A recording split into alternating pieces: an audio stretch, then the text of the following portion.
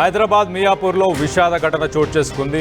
5 రోజుల్లో ఒకే పాఠశాలకు చెందిన 2 విద్యార్థులు బలవన్మరణానికి పాల్పడ్డారు. ఈ నెల 19న స్కూల్ 5వ అంతస్తు నుంచి దూకి షేక్ రిజ్వాన్ ఆత్మహత్య చేసుకున్నట్టు తెలుస్తుంది. అలాగే 24న అపార్ట్మెంట్ 5వ అంతస్తు నుంచి హన్సిక కూడా దూకినట్టు తెలుస్తుంది. సో మాధవ్ నగర్లోని ఒక స్కూల్లో 10వ తరగతి చదువుతున్న విద్యార్థులు వీళ్ళిద్దరూ ఒకే తరగతి కావడంతో ఇన్స్టాగ్రామ్ సోషల్ మీడియా మాధ్యమంలో ఇద్దరు చాటింగ్ చేసుకున్నారు.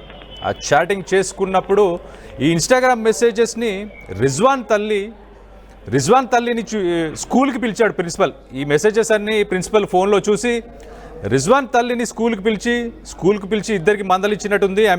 రిజ్వాన్ని మందలిచ్చినాక రిజ్వాన్ మనస్తాపంతో అదే రోజు స్కూల్ బిల్డింగ్ పై నుంచి దూకి ఆయన మృతి చెందాడు. దాని తర్వాత కొడుకు మృతికి ఆమెనే కారణం అంటూ రిజ్వాన్ కుటుంబం దూషించిన క్రమంలో ఏమైంది, ప్రిన్సిపల్ హన్సికని స్కూల్కి రానివ్వకుండా ఆపేశాడు. కొన్ని రోజులు హన్సికని స్కూల్కి రానివ్వకుండా ఆపేయడంతో హన్సిక కూడా మనస్తాపంతో తన అపార్ట్మెంట్ పై నుంచే దూకి బలవన్మరణానికి పాల్పడినట్టు మనకు తెలుస్తుంది.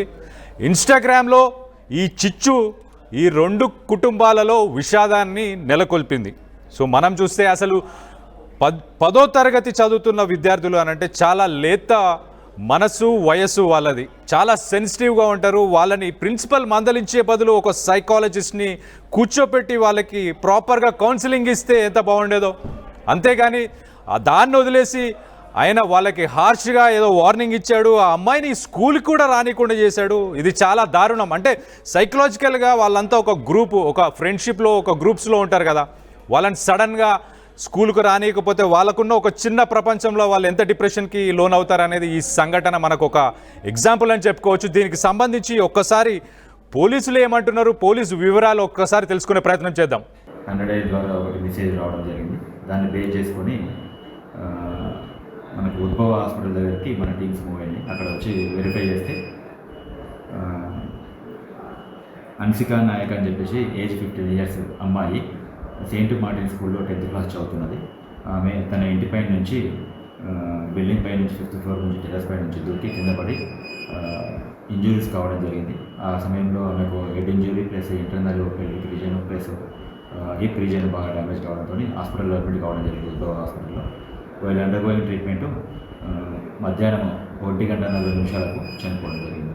సో దీన్ని పే చేసుకొని ఎవరైతే అమ్మాయి ఉందో చనిపోయిన అమ్మాయి హన్సికా నాయక్ సంబంధించిన ఫాదరు అతను కంప్లైంట్ ఇవ్వడం జరిగింది. అమ్మాయికి లాస్ట్ 10th క్లాస్ చదువుతున్నప్పుడు వేరే అదర్ ఇష్యూస్ ఇచ్చారు.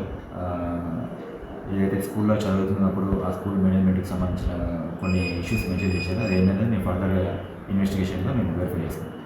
దీనికి సంబంధించి మరిన్ని వివరాలు మా ప్రతినిధి పెట్రిషాతో మాట్లాడి తెలుసుకునే ప్రయత్నం చేద్దాం. పెట్రిషా, చెప్పండి, అసలు 6 రోజుల కింద రిజ్వాన్ చనిపోయాడు, దాని తర్వాత ఇప్పుడు మళ్ళీ హన్సిక ఇలాంటి దారుణానికి పాల్పడింది. అసలు దీనికి గల కారణాలు ఏంటి? అసలు వాళ్ళిద్దరి మధ్యలో చాటింగ్ జరిగితే ఏమవుతుంది? అంటే ఒక ఫ్రెండ్సే, ఒకటే క్లాస్మేట్స్ కదా, అసలు చాటింగ్లో ఏదన్నా డిఫరెంట్గా ఉందా, ఏదన్నా అవుట్ ఆఫ్ ద బాక్స్ ఉందా, ఎందుకు చేసింది అసలు?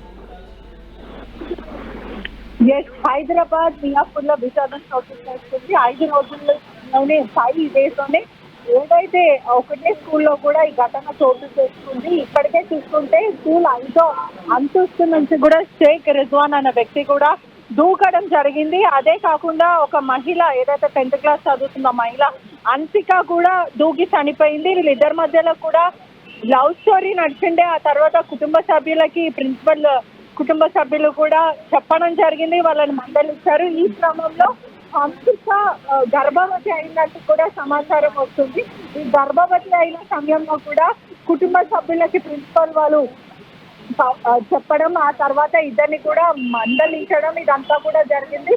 తీవ్రమైన మనస్తాపంకి గురి అయ్యి షేక్ రిజ్వాన్ అనే వ్యక్తి కూడా 5 రోజుల క్రితమే దూకి చనిపోయాడు. హన్సిక మాత్రము నిన్న దూకి చనిపోయింది. ఒకవైపు మార్టిన్ స్కూల్లో ఈ ఘటన చోటు చేసుకుంది. ఆ మార్టిన్ స్కూల్లో ప్రిన్సిపల్ కూడా కౌన్సిలింగ్ ఇవ్వకుండా వాళ్ళని ఇబ్బంది పెట్టడం, వాళ్ళని టార్చర్ చేయడం కూడా జరిగిందంటూ కూడా సమాచారం అయితే వస్తుంది. ఇన్స్టాగ్రామ్ లో కూడా వీళ్ళు తరచూ చాట్ చేసుకోవడం, ఆ తర్వాత రిజ్వాన్ కుటుంబ సభ్యులు కూడా ఈ ఎవరైతే ప్రిన్సిపల్ ని కూడా అనుమానిస్తున్నారని తెలుస్తుంది. అదే కాకుండా కుటుంబం అంతా కూడా హన్సిక ఇదే పూర్తిగా కారణం అంటూ కూడా చెప్తున్నారు.